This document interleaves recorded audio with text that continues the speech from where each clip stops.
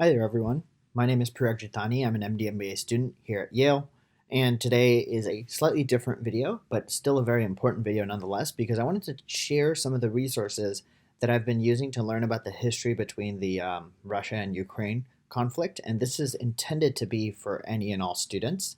And the reason I made this video is primarily because whenever something like this happens, I always find myself struggling to figure out. I'm particularly not very well educated in terms of current events, and I always find it tough to find areas where I can learn about these things. So the goal of this video is to share the things that I use to learn about this, and in the process also help to educate any of you who may also want to be learning more about this from credible sources. I think as students, it's very important for us to know what's happening around the world because it not only provides a historical context for the many of the patients that we may see in the hospital, but also helps us be more educated about, the world that we see is a culmination of the history that has preceded it. And for us to understand that, we need to know about that history. Dr. Paul Farmer recently passed away earlier this week. He was a big global health advocate, and one of his best quotes is the fact that the idea that some lives matter less is the root of all that is wrong with the world. The fact that he passed away this week is already a big story in and of itself because he was such a big hero for a lot of us in the medical industry. And now that he is gone, this quote kind of really strikes chord because potentially people overseas are losing their lives, and we here may not necessarily know about it. And I think it is our responsibility to understand these things because it makes us more well rounded.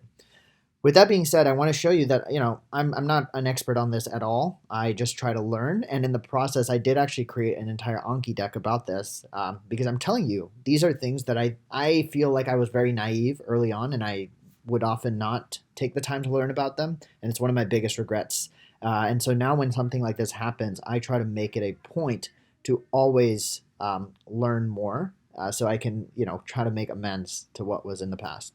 So with that being said, today I'm going to go over 3 videos that I used to learn about the conflict and hopefully in the process also educate you. And you can watch these videos because every time I share them, I'm going to link it in like the little banner above that shows up. And hopefully you can then just view the video and get a better idea of what's going on.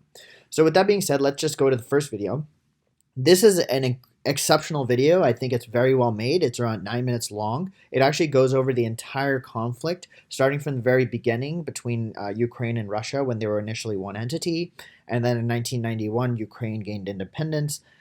It then had a few leaders that actually supported Russia, and that actually was obviously not sitting well with many of the Ukrainians. And now eventually they now have a leader that is very nationalistic in terms of Ukrainian pride and separating a bit from Russia and maybe even joining the EU and NATO.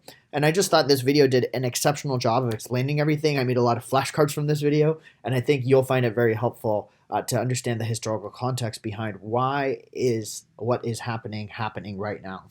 So once you're done watching the previous video, I recommend this video, which is from The Economist. The Economist obviously takes an economic look at things, and they actually interview several experts that know, the region very well and the history behind it.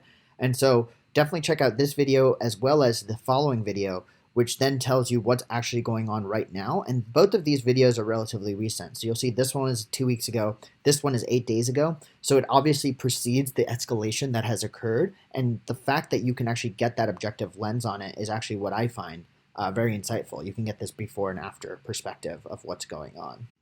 And lastly, if you are in the States, I think it's also important to see the role that the US plays in all of this because, as we know, we live in a global world. Things that we often get are from other places in the world, and things that other places in the world get are often from us.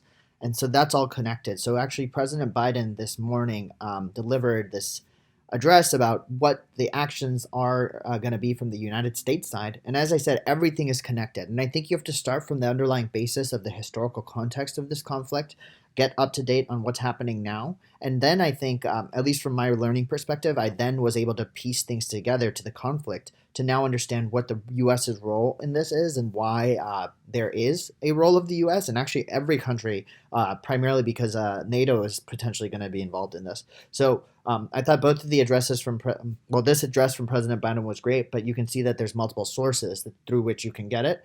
Either source will be fine, primarily because it's a live address, and so the information you get will be about the same.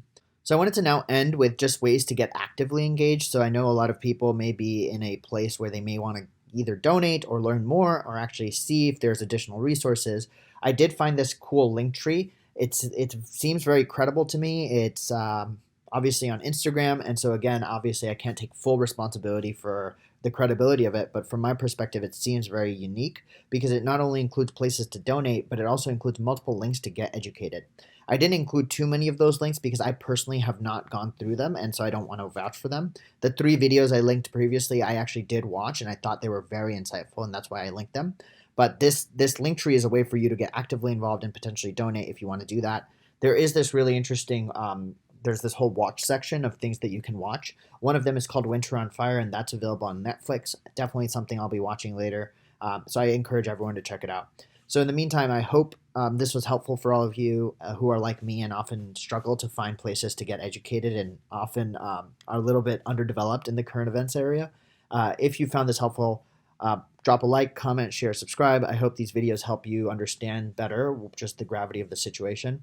And if you obviously have any resources that you think I could benefit from, please go ahead and link them in the description below. I genuinely appreciate it. The future, more apt current events pre-rack thanks you for the chance to get educated. So with that being said, thank you all for watching. If you did like it, again, like, comment, share, subscribe, and I'll see you all in the next video. Peace.